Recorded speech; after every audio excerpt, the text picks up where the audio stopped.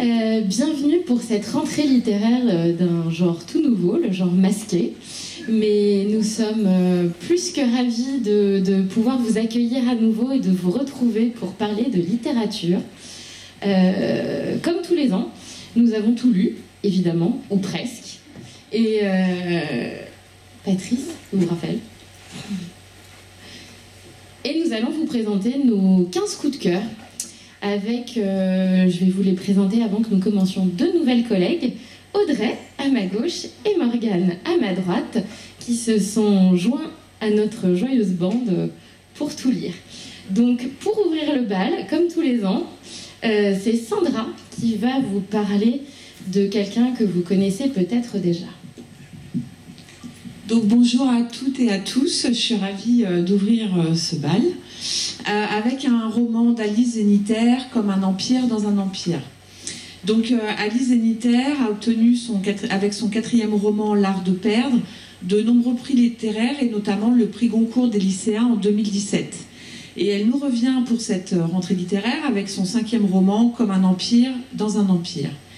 Il s'agit d'un roman social, engagé, ancré dans notre société contemporaine. Et le point de départ du livre se situe à l'hiver 2019. Et nous allons suivre la destinée de deux trentenaires bien ancrés dans notre époque. D'un côté, nous avons Antoine, issu de la classe moyenne.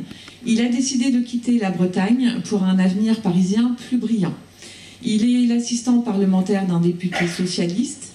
Et il s'interroge de plus en plus sur le sens de son action. Il éprouve souvent la sensation de ne pas être à sa place. Il est extrêmement engagé et fréquente des piliers du milieu associatif et il aimerait faire bouger les choses de l'intérieur, mais il semble de plus en plus résigné. Il rêve également d'écrire un livre sur la guerre d'Espagne, mais son manque d'inspiration l'empêche d'aller jusqu'au bout de sa réalisation. Et de l'autre côté, nous avons elle, avec un L majuscule, qui est une hackeuse. C'est une personne très introvertie qui se sent bien mieux dans le monde du dedans, c'est-à-dire le monde d'Internet. Elle s'est plongée dans le codage informatique comme dans un refuge et tient profondément à préserver son anonymat au point de ne garder que l'initiale de son prénom pour ne donner aucune indication personnelle. C'est elle aussi une femme engagée qui participe à des actions militantes, mais elle commence peu à peu à sombrer dans la paranoïa lorsque son petit ami se retrouve en prison. En fait, elle a peur qu'on ne remonte jusqu'à elle. Antoine et elle vont finir par se rencontrer au hasard d'une soirée par l'intermédiaire d'une amie commune, une militante associative très active. Et nos deux personnages vont ainsi illustrer deux formes différentes d'engagement, l'une visible au sein des institutions et l'autre en souterrain et de manière illégale. Et tous deux s'interrogent sur leur raison d'être. Avec son écriture extrêmement soignée et percutante, Alice Zeniter montre dans ce roman très dense le poids de l'amitié, de l'amour et du soutien affectif dans une société toujours plus individualiste. Au-delà de la relation entre les deux personnages principaux, l'écrivain ajoute au récit bon nombre d'anecdotes sur des sujets sociétaux ou encore sur des faits marquants de l'histoire. Et elle y ajoute également toute une partie assez technique lorsqu'elle traite des dessous d'Internet. Donc maintenant, je vais vous laisser en compagnie de Guillaume pour un duo de choc. Il va nous présenter le livre de Miguel Bonnefoy, Héritage. Merci beaucoup. Pour ce roman de l'auteur du Voyage d'Octavio, d'ailleurs si j'en avais un exemplaire pour chacun d'entre vous, je vous le mettrai dans les mains. C'est de cette façon que j'ai découvert l'auteur. Une libraire me l'a gentiment donné en me disant « il faut absolument que vous lisiez cet auteur ». Étant donné que je l'ai autant apprécié qu'elle, dans cette rentrée, j'ai automatiquement vu le nom de cet auteur et j'ai pris tout de suite ce roman dans les mains. Héritage, je vais commencer par laisser mes charmants collègues passer la vidéo pour que l'auteur de lui-même vous présente déjà un petit résumé de son livre. Il présente bien en plus, il est beau gosse.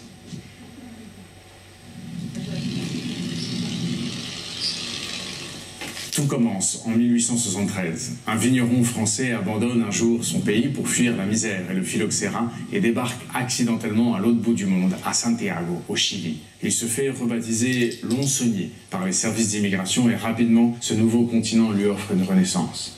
À 12 000 km de distance, il replante ses cépages, ses pieds de vigne sur les flancs de la cordillère, se marie, a 3 enfants, jusqu'au jour où la nouvelle de la Première Guerre mondiale arrive jusqu'au Chili. Ainsi débute une lignée de déracinés, de transplantés, de chilianisés, qui s'étend sur 100 ans, 4 générations, 2 guerres mondiales, jusqu'à la présidence de Salvador Allende. Mais le 11 septembre 1973, le général Augusto Pinochet bombarde la Moneda, le palais présidentiel, et instaure 17 ans de dictature.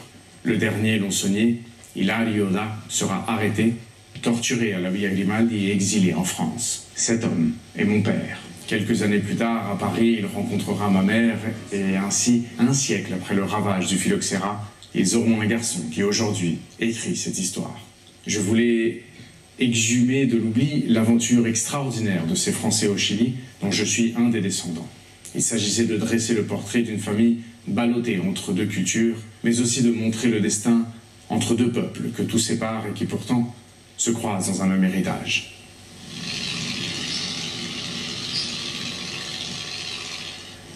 Alors, comme vous venez de le voir, c'est une histoire en partie personnelle, puisque dans les 4 personnages principaux de ce roman, le tout dernier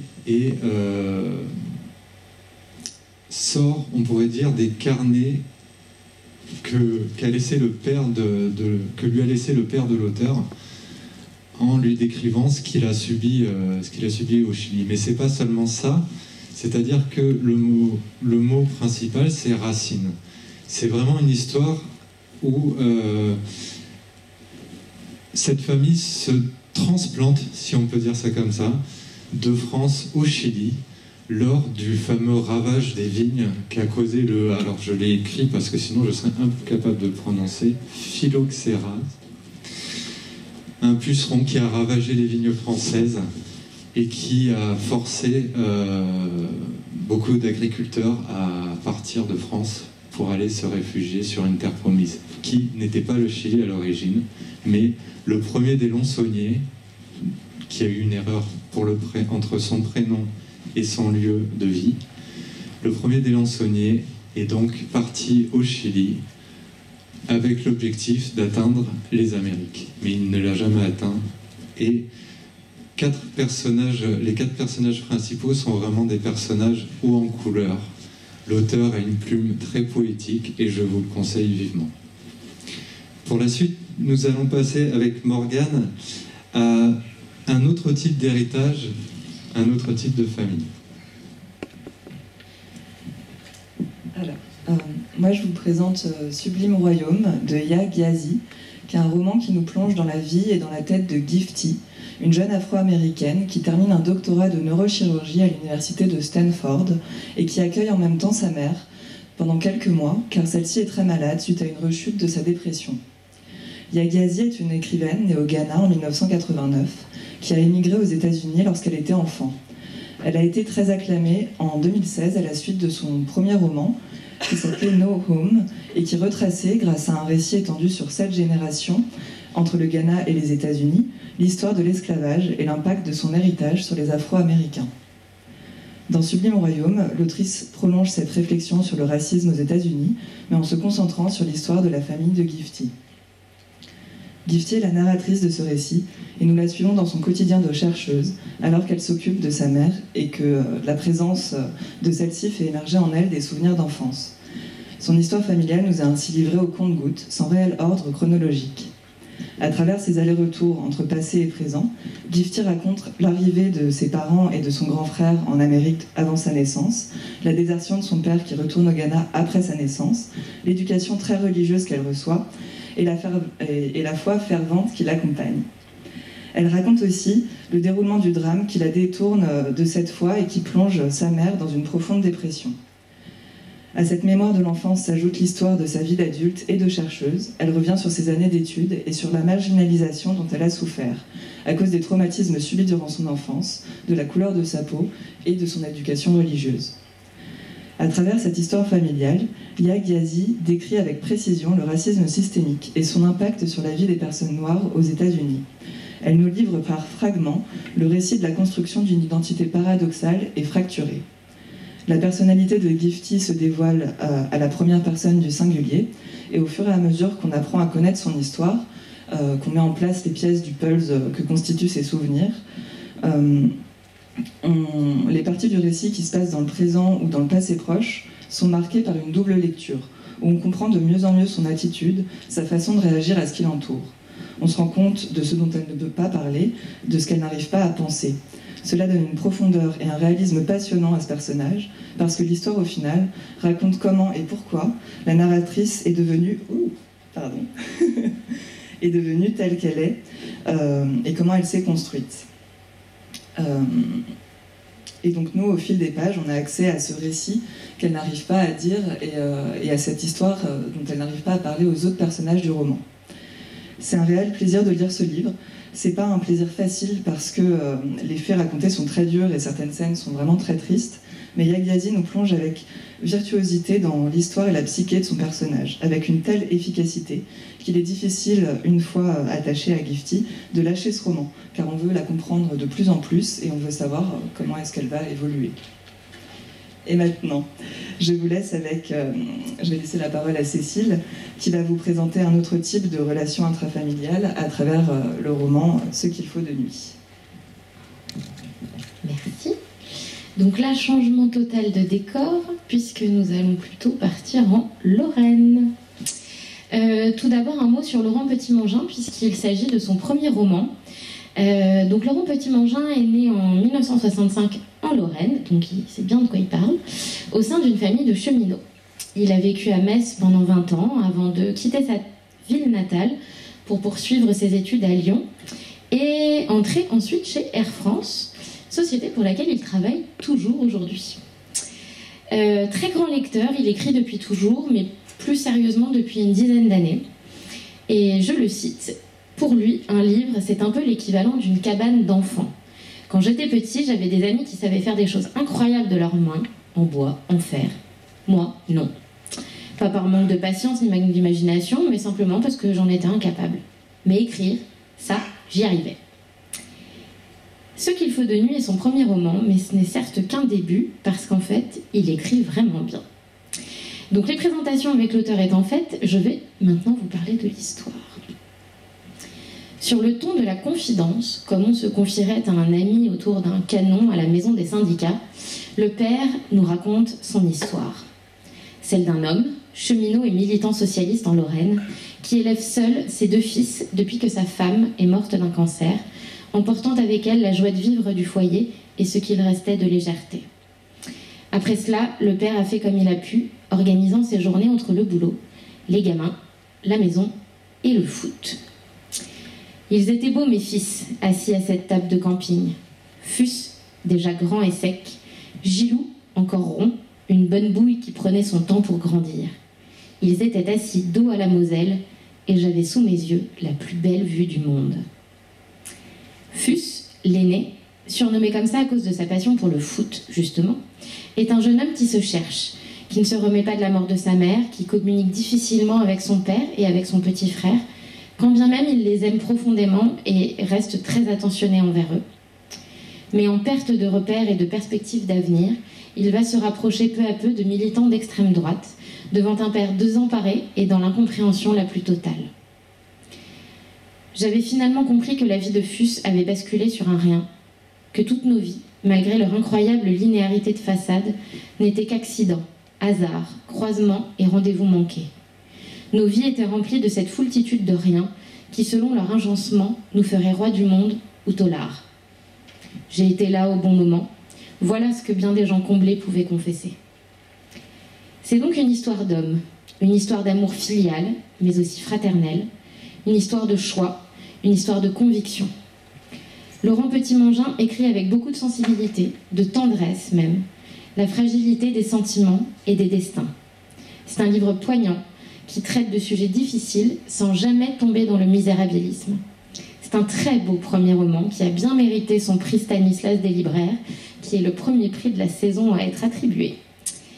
C'est un roman qui est déjà en cours de traduction dans plusieurs langues, et si jamais vous n'arrivez pas à mettre la main dessus, une adaptation pour Arte est bientôt prévue l'année prochaine. Je vous le conseille donc vivement. Et nous restons dans des affaires de famille, puisque Audrey va vous présenter le roman de Faiz Agen, La discrétion. Alors, La discrétion, pour moi, ça a vraiment été le roman choc de cette rentrée littéraire. Quelques mots d'abord sur Faiz Agen. Faiz Agen, elle s'est fait connaître dès l'âge de 19 ans. Elle a notamment publié Kif Kif Demain. Et ensuite, elle a publié 5 autres romans dans lesquels les préoccupations majeures sont l'identité. Et là, c'est vraiment ce qu'on retrouve dans ce roman La discrétion, qui met en scène Yamina, qui est une femme d'origine algérienne. Enfant, elle a connu les privations, elle a connu la misère, puisqu'elle a été victime de la guerre d'Algérie. Elle a dû s'exiler au Maroc.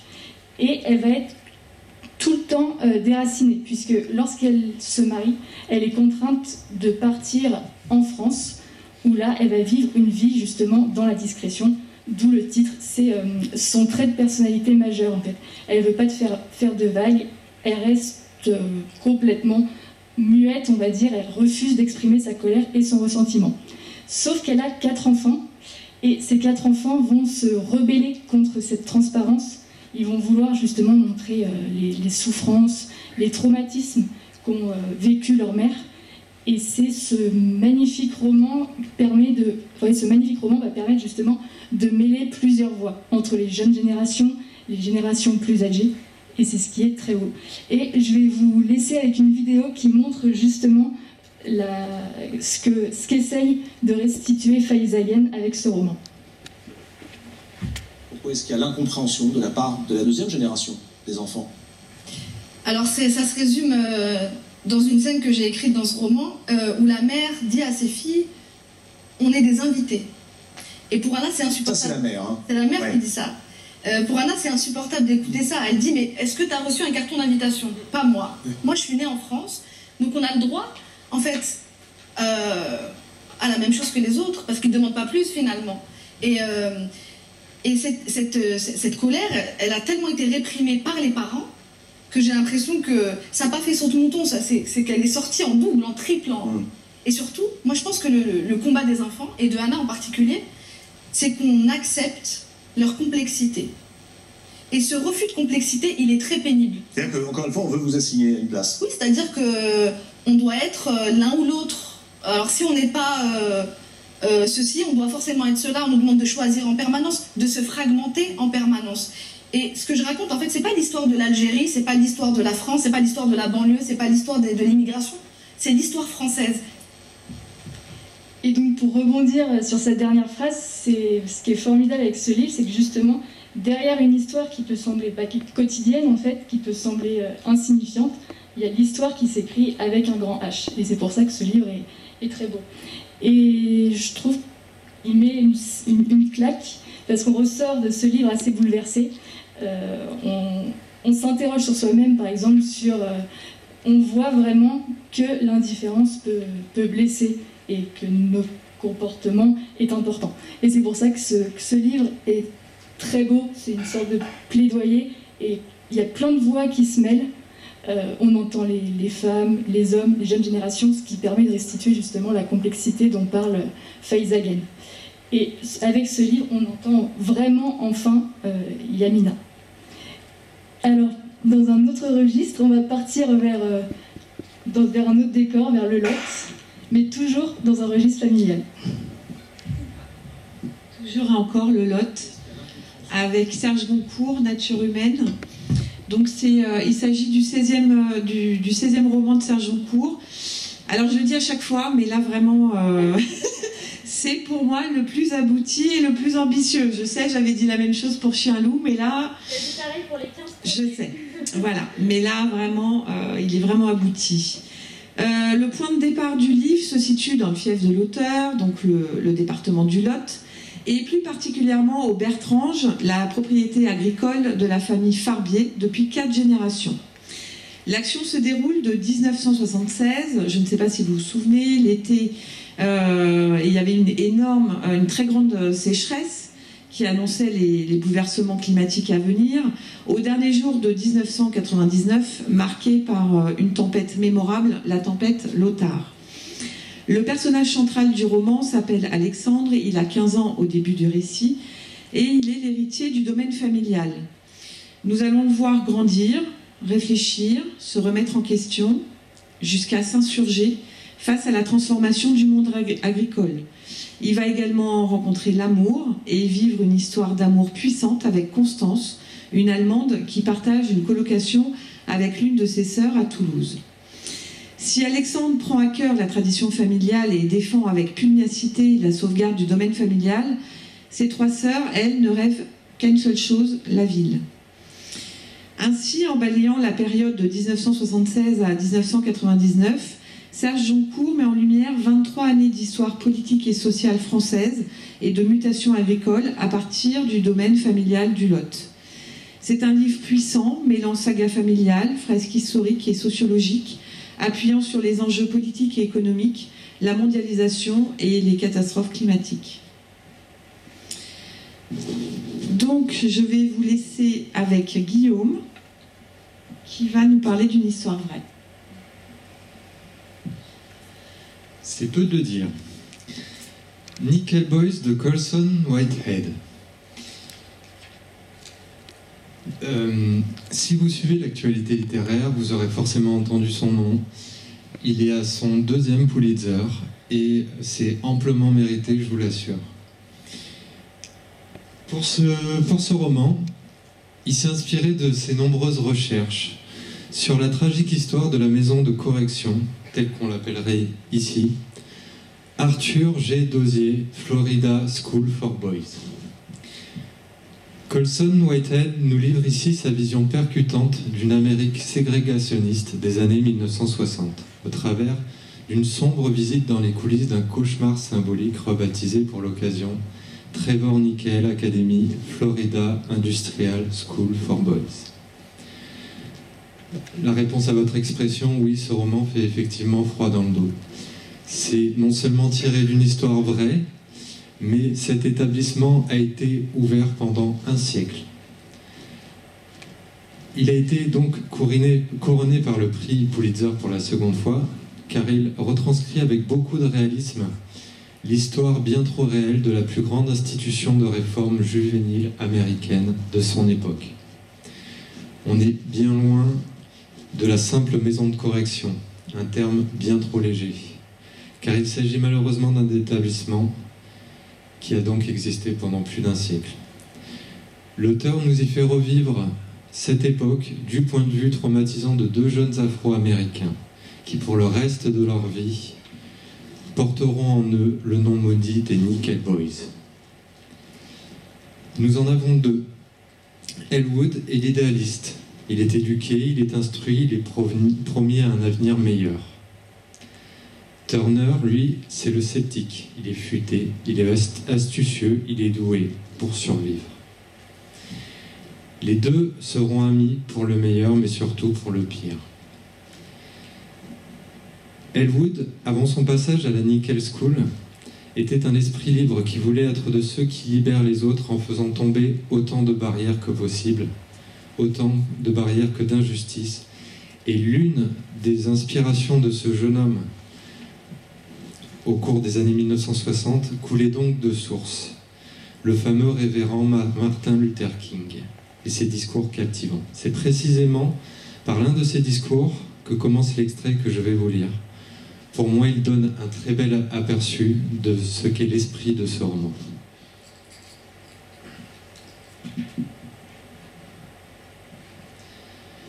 Jetez-nous en prison, nous continuerons à vous aimer.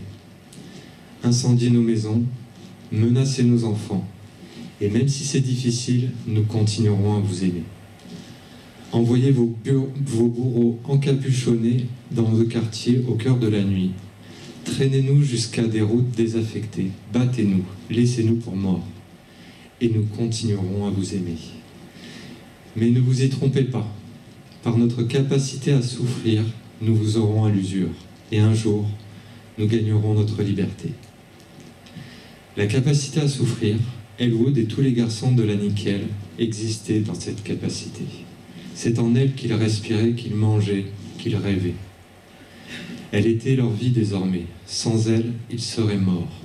Les coups, les viols, la sape incessante, ils enduraient tout. Mais aimer ceux qui les auraient détruits, franchir ce pas.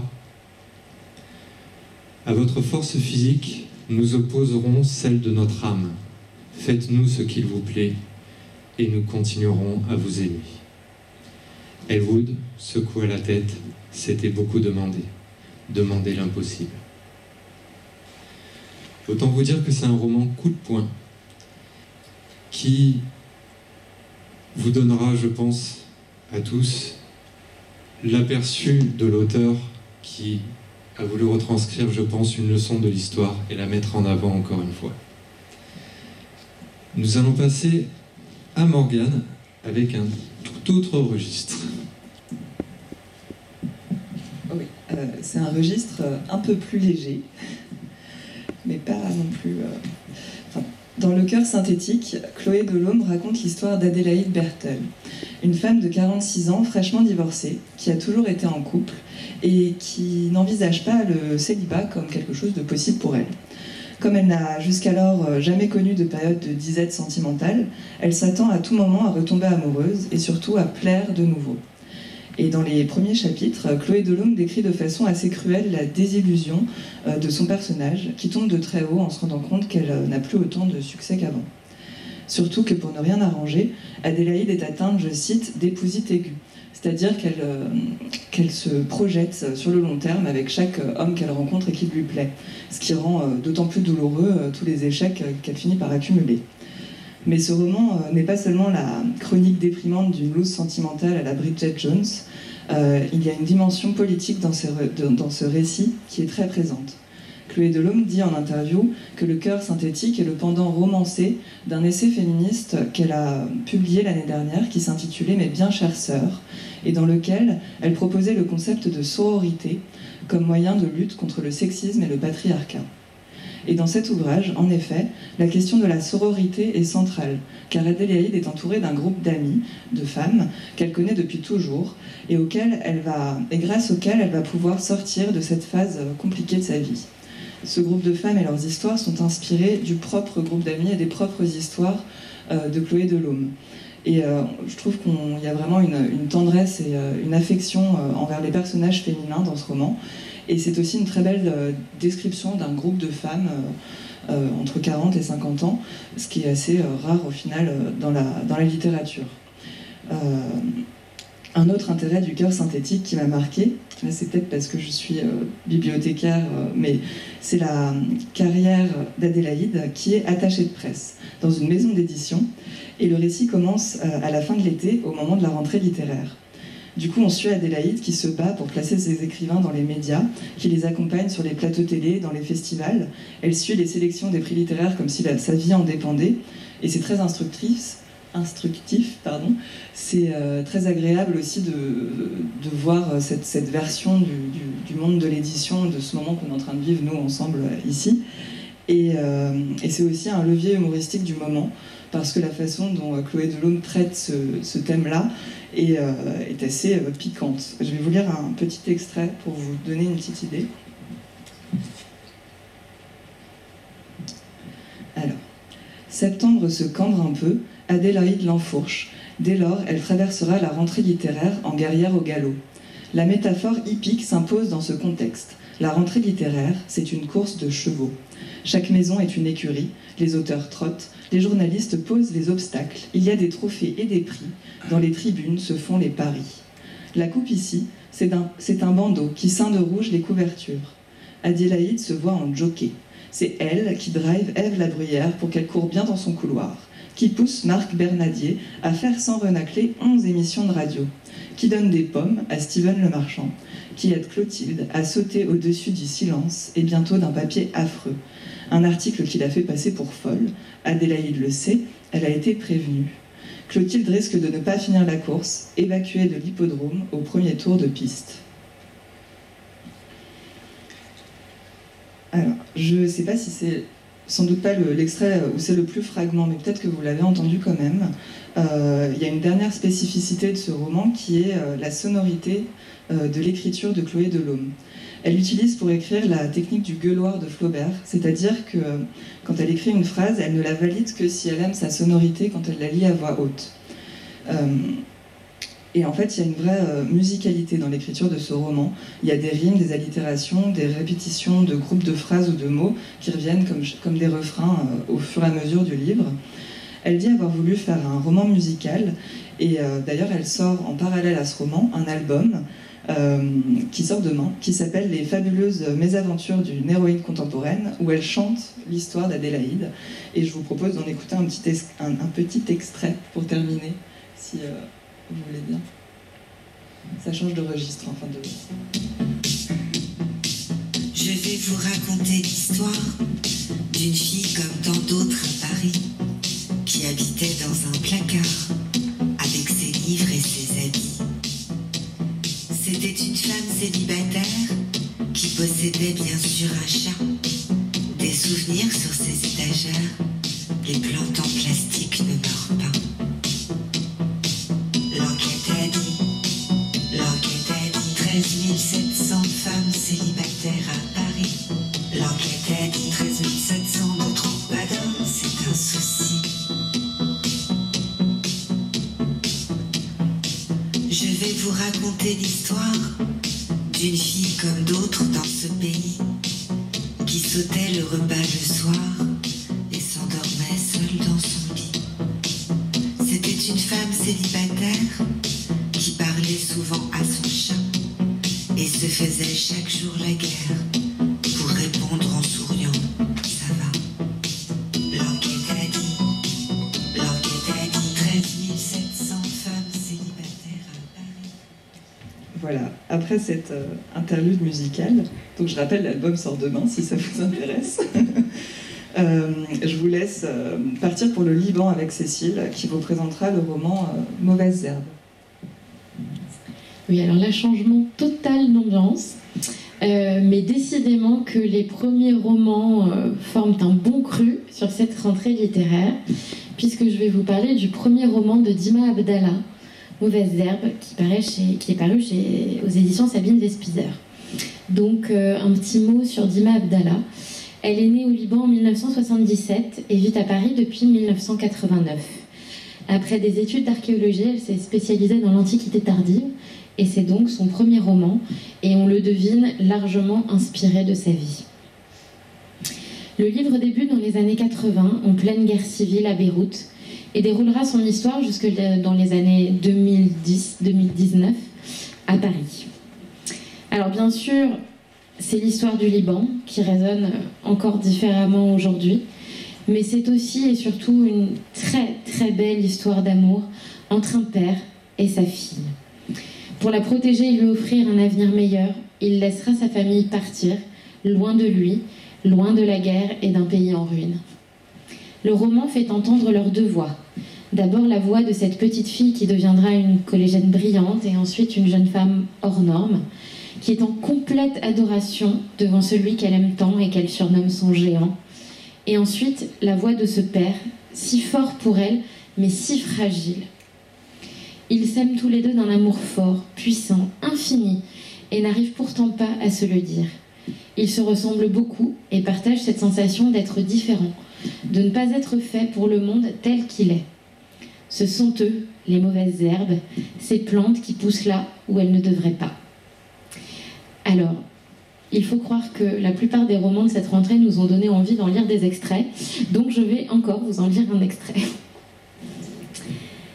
Chaque soir, on trouvera la force d'oublier ce qui s'est passé pendant la journée, et chaque matin, on trouvera une parade pour oublier la nuit passée. Je crois que l'oubli est la meilleure des solutions. Je suis en train de développer une sorte de super pouvoir pour ce qui est de l'oubli. Je travaille à effacer de ma mémoire toutes les images qui dérangent, que je ne supporte plus de voir. Je ne garde que les souvenirs d'avant, avant que tout cela n'arrive. Je travaille ma mémoire au corps. Je regarde sa main et me dis que rien de tout ça n'est grave. Ce n'est que passager, ça ne va pas durer. Le pays va s'en sortir. Je me répète que tout n'est pas foutu parce qu'elle et son frère font partie de l'équation. Leurs mains à elles seules suffisent à ce que tout ne soit pas perdu.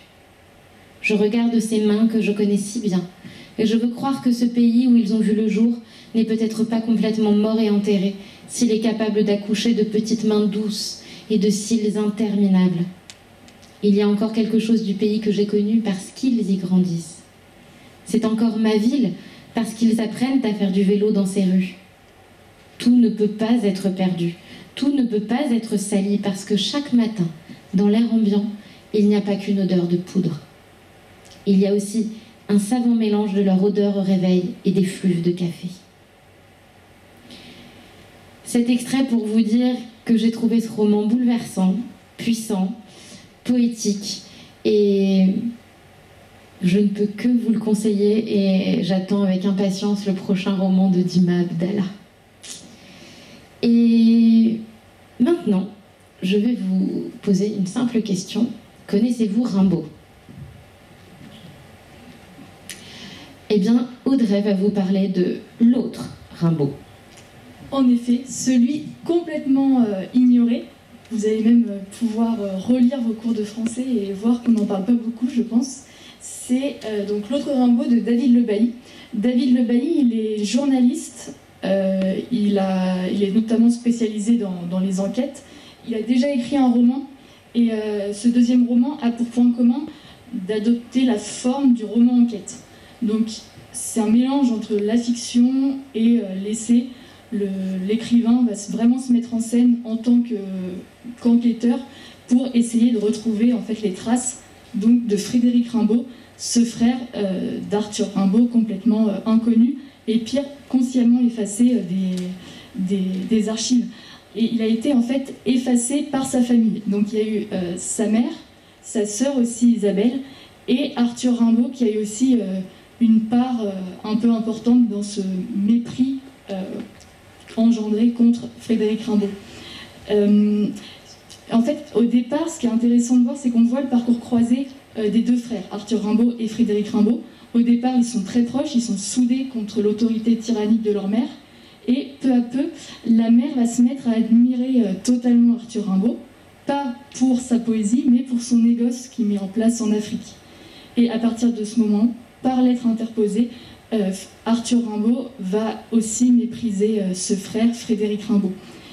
Ce qui est complètement surprenant, c'est qu'en fait, Frédéric Rimbaud n'a rien fait vraiment de mal, à part se marier contre l'avis de sa mère ou encore faire un métier qui ne convenait pas à sa famille.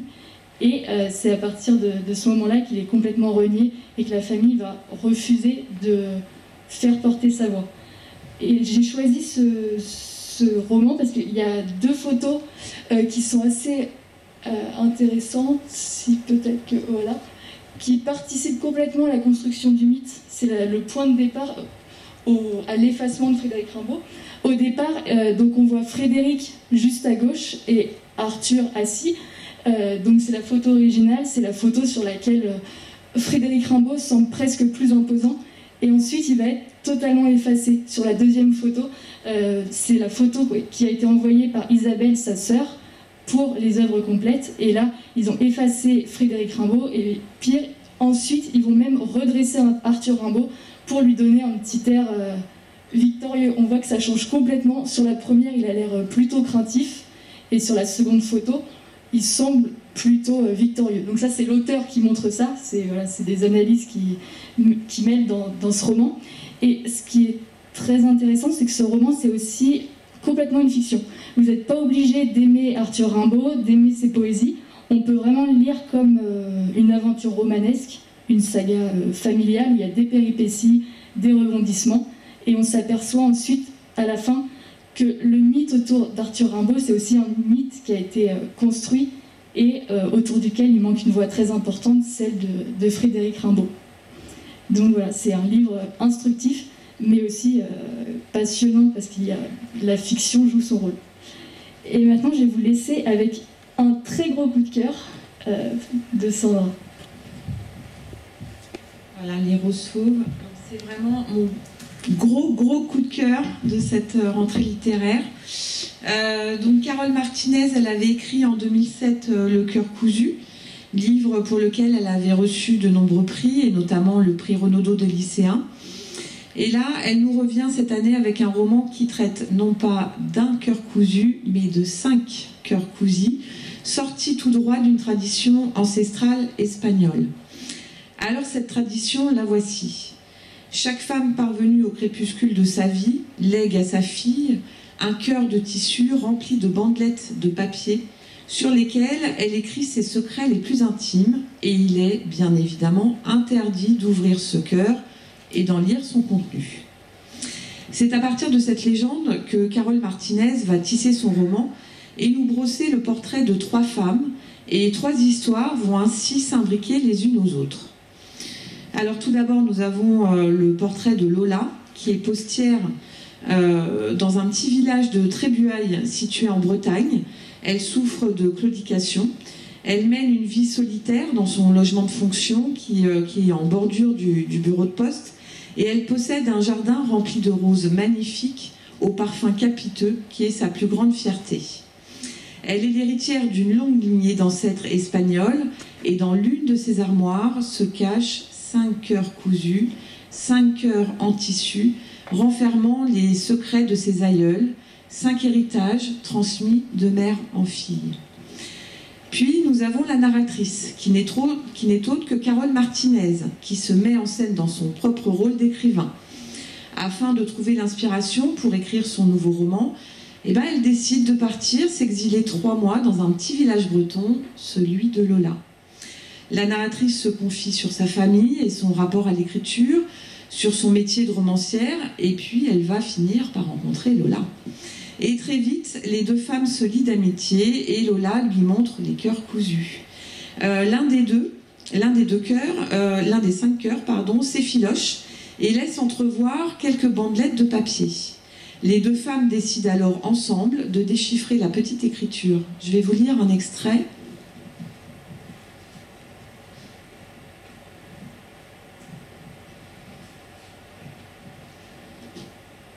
Nous vidons le cœur déchiré, que la tige de rose brodée ne muselle plus, sur le couvre-lit de soie au milieu des oiseaux fabuleux.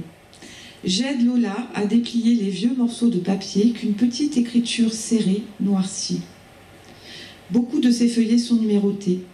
Nous les empilons pour les lire dans le bon ordre, en laissant de côté ceux qui n'entrent pas dans cette chronologie décidée par l'aïeul. Pourquoi numéroter des pages si elles ne sont pas destinées à être lues ? L'écriture est soignée, très lisible, bien que minuscule, mais quelques feuillets rédigés d'une main tremblante seront plus difficiles à déchiffrer. Les mots y sont jetés. Les phrases, écrites au fil de la plume, semblent avoir jailli face à l'abîme, comme s'il fallait que l'aïeul se saigne de ses derniers secrets avant de mourir. Nous décidons de les lire en dernier, et nous plaçons tout à la fin le plus balbutiant de tous qu'une écriture différente achève. Il y a aussi dans le lot 2 pages d'une vieille encyclopédie des plantes et un petit cœur de tissu brun. En le palpant, Lola devine qu'il contient des graines. Ce détail la bouleverse plus que le reste. 11 coups retentissent. Je déroge à toutes mes habitudes ce soir, s'étonne Lola. J'ai toujours été très ponctuelle. Au 11e coup, je suis dans mon lit avec un livre. Ce cœur, c'est presque un livre. Assises l'une contre l'autre sur le petit tapis bleu, adossées au pied du lit, nous nous regardons en silence et buvons une bonne rasade de calva avant de nous plonger dans la lecture du cœur déchiré. Donc voilà, alors ce cœur, à qui appartenait-il ? À Inès Dolores, qui est la grand-mère de Lola. Et ainsi, toutes les 2 vont découvrir la vie douloureuse de cette femme, victime d'une malédiction qui entra ses descendantes. Donc Dolores Inès est une fille mal aimée par une mère qui s'est suicidée, et elle est enfermée par son père dans un jardin couvert de roses jusqu'au jour où elle décide de s'échapper et de parcourir le monde à la recherche du beau cavalier qui s'était égaré dans son jardin. Voilà, la lecture de ces bandelettes va bouleverser le quotidien de Lola et de la narratrice. Lola va se métamorphoser en découvrant toute la fougue et la sensualité de sa grand-mère, et la narratrice va être comme hantée par cette histoire. Le cœur décousu de la grand-mère contient également quelques graines que Lola, férue de jardinage, s'empressera de semer. Et ces graines vont très rapidement échapper à tout contrôle, donnant naissance aux roses fauves qui donnent le titre au roman. Carole Martinez, dotée d'une plume si particulière, empreinte de poésie, a un talent de conteuse hors pair. Comme toujours dans ses romans, on retrouve de très beaux portraits de femmes courageuses, à partir desquels elle s'amuse à construire méticuleusement un récit foisonnant qui bourgeonne de partout, balançant entre le réel et le merveilleux, ce qui fait sa marque de fabrique. Les Roses Fauves est un roman qui nous amène à nous interroger sur le poids des racines, de la filiation, où le destin, la vie, l'amour, le désir, la sensualité, la mort se réunissent autour d'un parfum enivrant, celui des roses. Et je laisse la place à Guillaume avec une parenthèse enchantée dans cette rentrée littéraire. C'est ça, une petite bulle de fraîcheur, et Dieu sait que nous en avons tous besoin en ce moment. Alors, La République du Bonheur, d'Ito Ogawa, c'est son deuxième roman, et c'est la suite logique du premier, La papeterie de Tsubaki. La République du Bonheur vous emporte avec une infinie douceur dans le quotidien d'une famille fraîchement recomposée. Le personnage principal, Atoko, nouvelle propriétaire de la fameuse papeterie, y décrit les derniers grands tournants de sa vie. Son mariage avec l'homme qu'elle aime, veuf et père d'une charmante petite fille, son nouveau rôle d'épouse et de mère, sa nouvelle place auprès de la famille de son mari, et enfin son emploi affirmé d'écrivain public. Tout cela rythmé par le passage des saisons, les innombrables rituels, anciens comme modernes, qui jalonnent la vie des Japonais, l'art subtil de la calligraphie, celui de l'écriture, les touchantes histoires liées aux commandes de ses clients vous plairont assurément. Et enfin, la cuisine, de celle qui vous met l'eau à la bouche. Pour cela, et comme c'est la rentrée des extraits, je vais vous lire un petit extrait de ce roman.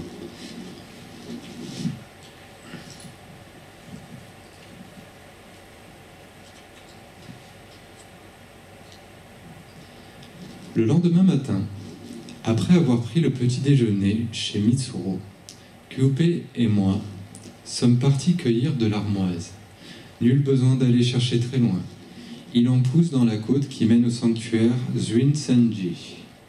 Nous nous sommes appliqués à cueillir de préférence de jeunes pousses fraîches, toutes juste écloses. Puis nous sommes allés chez moi préparer des spaghettis napolitanes. Et dans l'après-midi, nous avons confectionné les boulettes à l'armoise.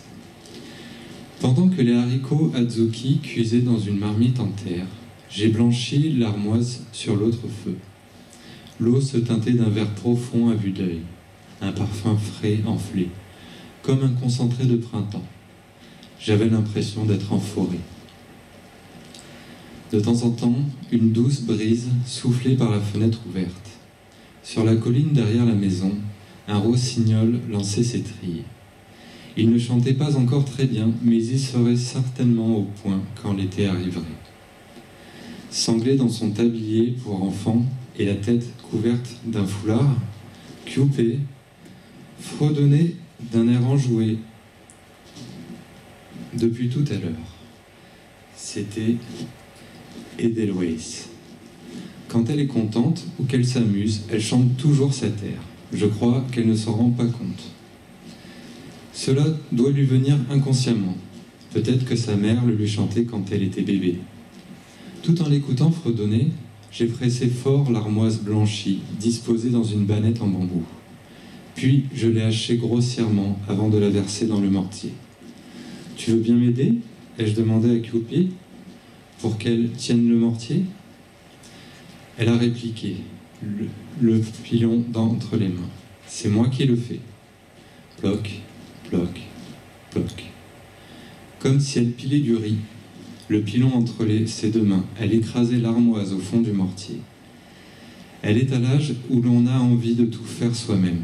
J'ai ajouté de la farine de riz gluant et du tofu soyeux, qu'elle a malaxé à la main. Une fois les haricots azuki cuits, nous avons façonné les boulettes d'armoise en les faisant rouler entre nos paumes. En dernier, il faut les écraser un peu et imprimer un creux au centre avec son pouce. Comme ça, elle cuisait bien à cœur. Sans doute les dimanches passés ainsi à tout faire ensemble se feront-ils plus rares à l'avenir. Elle aura des amis avec qui elle préférera aller jouer. Un jour, elle finira peut-être par me dire qu'elle ne veut plus préparer de gâteau avec moi, que je n'ai qu'à le faire toute seule. J'avais fait pareil. Du coup, j'ai bien l'intention de ne prendre pour acquis aucun de ces moments, de toujours les savourer en remerciant les dieux. Voilà donc, c'est un quotidien, c'est une bouffée de fraîcheur et c'est que de la poésie. On va enchaîner avec Morgane et on change d'échelle pour un roman qui sera écologique et à plusieurs voix. Le Grand Vertige, c'est le 5e roman de Pierre Ducrozet, qui est un auteur qui s'était fait remarquer avec L'Invention des corps, qui avait reçu le prix de Flore en 2017. Dans Le Grand Vertige, il nous renvoie en 2016, et il imagine que dans ce passé proche, il y a eu une prise de conscience générale, politique autant que populaire, à propos du réchauffement climatique. On insiste ainsi, dans les premières pages du roman, à la création d'une commission internationale, soutenue par des centaines de gouvernements à qui on alloue beaucoup d'argent, et tout ça dans le but de trouver des solutions concrètes et coordonnées à l'échelle mondiale à la crise climatique. En parallèle à cette commission est créé le réseau Télémac. C'est une équipe de terrain hétéroclite constituée de scientifiques, de voyageurs, d'artistes, d'ingénieurs, dont la mission est de faire un état des lieux de la planète, mais aussi et surtout de rechercher et d'expérimenter des solutions alternatives. Le lecteur accompagne une dizaine de membres de ce réseau Télémac au fil de leur pérégrination. Et à travers leur histoire, on est propulsé aux 4 coins du monde et au cœur de l'actualité récente, des 4 dernières années. De la Belgique à la Birmanie, en passant par l'Amérique du Sud, le Canada ou la Turquie, le voyage est un des thèmes principaux de ce récit. Et Pierre Ducrozet écrit de très belles pages sur la notion de mouvement comme un élan vital. Cette notion de mouvement est aussi palpable dans l'écriture et la forme même du roman. En interview, Pierre Ducrozet rapproche son écriture du style pictural du peintre Jean-Michel Basquiat. Je veux bien qu'on montre le diapo suivant, s'il vous plaît.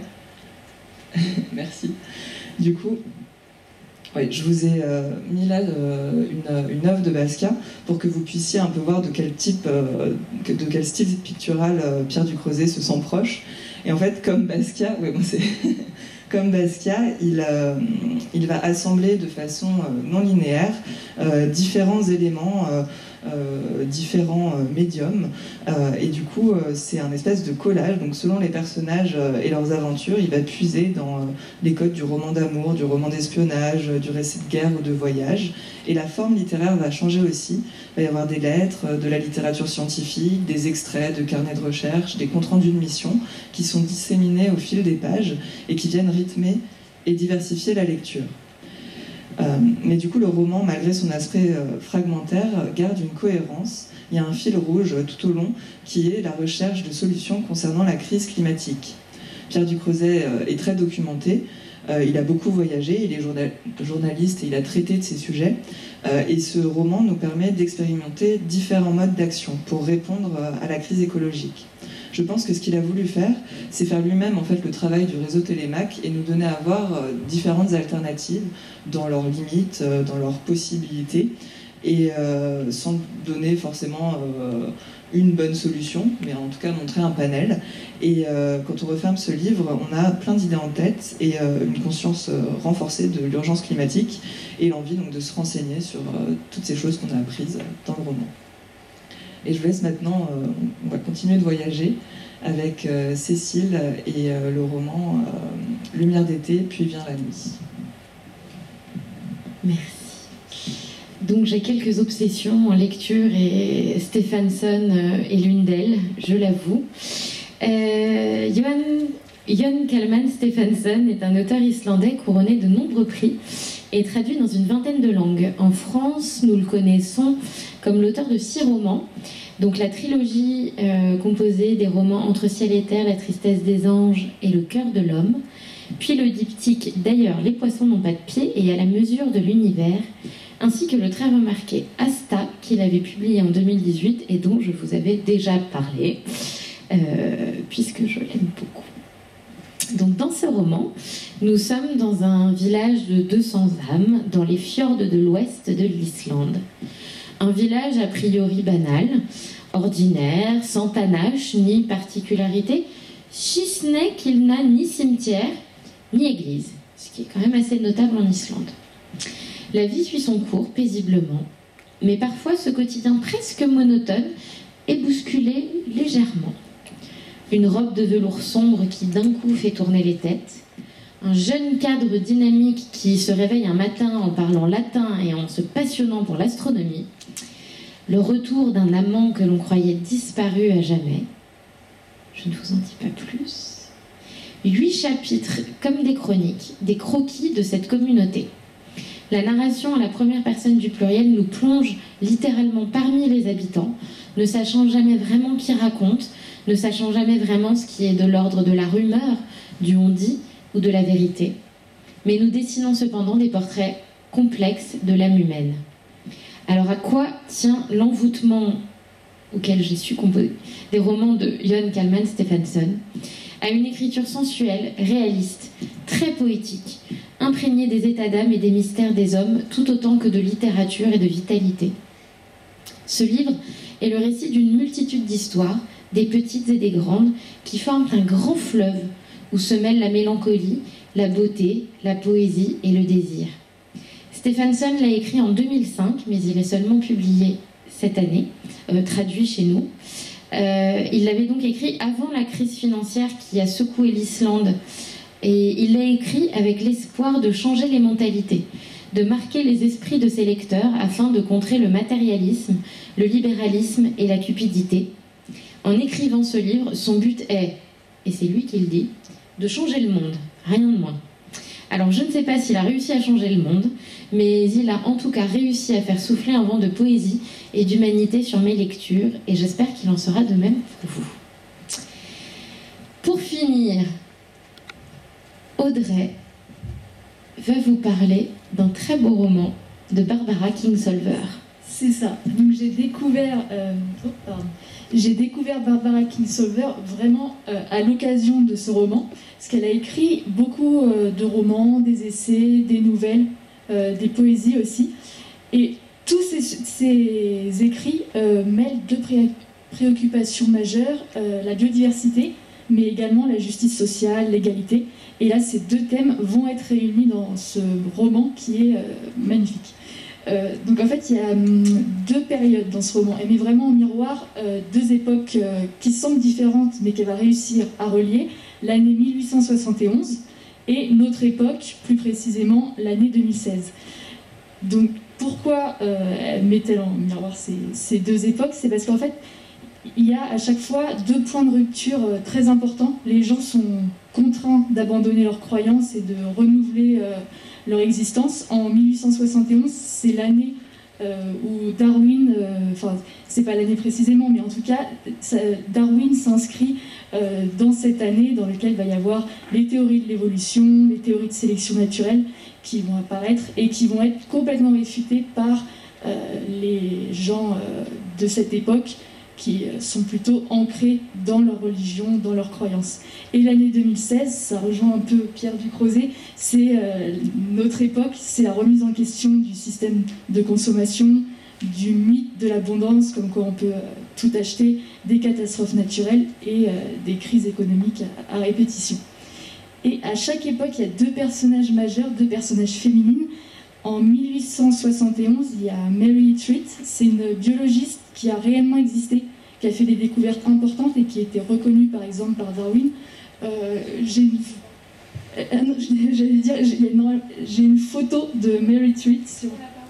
Ah d'accord, pardon. Il n'y a pas de photo, mais voilà, c'est Mary Tweet en noir et blanc, mais c'est pas grave. Et ensuite, il y a Tig en 2016. Elle, c'est une jeune femme fictive qui va se dresser contre le système. Elle refuse complètement la notion de possession, par exemple, elle n'a pas de portable, et puis elle est beaucoup dans la récupération. Et donc il y a ces deux femmes qui vont marquer leur époque en s'érigeant contre les croyances communes, et c'est ça qui est très intéressant. Et on ressort de ce livre assez bouleversé, parce qu'en fait il nous met face à nos responsabilités. En fait on lit le présent, donc notre époque, l'année 2016, qui nous décrit en fait à la lumière de l'année 1871, qui a aussi été un cataclysme dans les croyances des populations. Et à chaque fois, en fait, il y a quand même une petite lueur d'optimisme qui émerge. Et c'est ce qui fait aussi la beauté de ce roman, c'est que c'est pas que du désastre, des cataclysmes. On voit qu'on peut changer, parce que en 1871, justement, la population a réussi à changer les croyances, à sortir de leur zone de confort. Et on peut se dire, bon, pourquoi pas nous, pourquoi pas en 2020, puisqu'en 1871, ils ont réussi à modifier leur existence. Et donc voilà, on ressort de ce livre avec une envie de partir vers l'inconnu et de sortir de notre zone de confort. Merci beaucoup d'avoir été là. Toutes nos excuses si vous nous avez trouvé un petit peu long, mais ça faisait tellement longtemps qu'on n'avait pas pu vous retrouver pour vous parler de littérature que si on avait pu, on aurait présenté 50, mais on s'était dit que vraiment c'était pas possible. Donc tous les livres qui sont ici, bien sûr, vous pouvez les emprunter. Si jamais vous ne trouviez pas votre bonheur, vous pouvez bien sûr les réserver sur notre catalogue en ligne. Et avant de vous libérer, je voudrais vous communiquer une date importante pour nous, qui est celle de notre 3e festival littéraire, puisqu'il aura lieu avec toutes les précautions nécessaires et tous les protocoles appliqués à la lettre. Mais nous allons avoir le plaisir de recevoir un certain nombre d'auteurs. Donc il aura lieu le week-end des 14 et 15 novembre prochains. Et nous recevrons entre autres Timothée de Fombelle, qui est un auteur qui écrit pour les enfants, les ados, les adultes. Il écrit pour tout le monde. Il a écrit des romans, une série notamment pour les enfants, Toby Loveless, qui a remporté de très nombreux prix, et un roman pour adultes, Neverland, qui a été aussi un très beau succès de librairie. Donc il sera là pour une conférence suivie d'une séance de dédicace. Nous allons recevoir également une compagnie, les Dactylos. Les Dactylos, c'est quelqu'un vous a écrit une lettre, un inconnu vous a écrit une lettre. Et donc les Dactylos vous apportent ce courrier. Et à votre tour ensuite d'écrire une lettre à un inconnu. C'est un atelier qui aura lieu le matin, et ils seront également là tout l'après-midi pour répondre à toutes les demandes au fil de la journée. Nous recevrons également les éditions Bruno Doucet pour 2 ateliers et également un récital. Donc Bruno Doucet viendra accompagné de Muriel Zach, de Stéphane Rosenberg là-haut, qui est saxophoniste, et des poètes Allah Mohamed, Katerina Apostolopoulou, Caroline Boidet, Louis-Philippe d'Alembert, qui est poète mais également écrivain, qui avait eu le prix Femina pour un roman qui s'appelait Avant que les ombres s'effacent, et qui avait publié il y a 2 ans Mur Méditerranée. Et également Mara Malmasri, qui est une poétesse d'origine syrienne, qui était déjà venue chez nous. Et donc ils seront accompagnés de Christophe Rosenberg pour la partie musicale. Et donc ce sera un récital qui aura lieu le dimanche.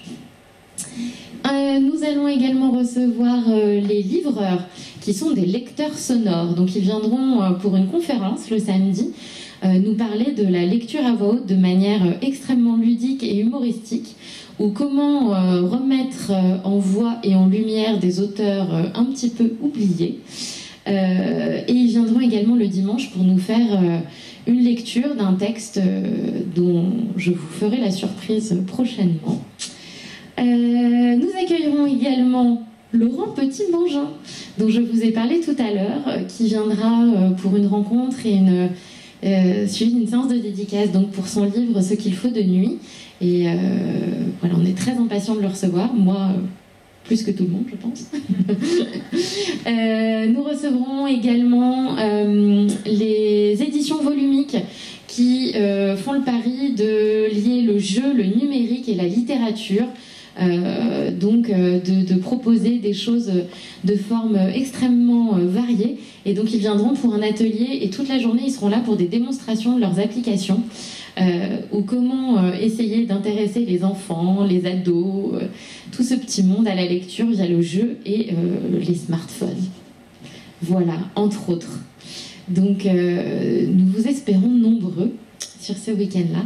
Merci encore et n'hésitez pas, venez chercher ce qui vous fait envie.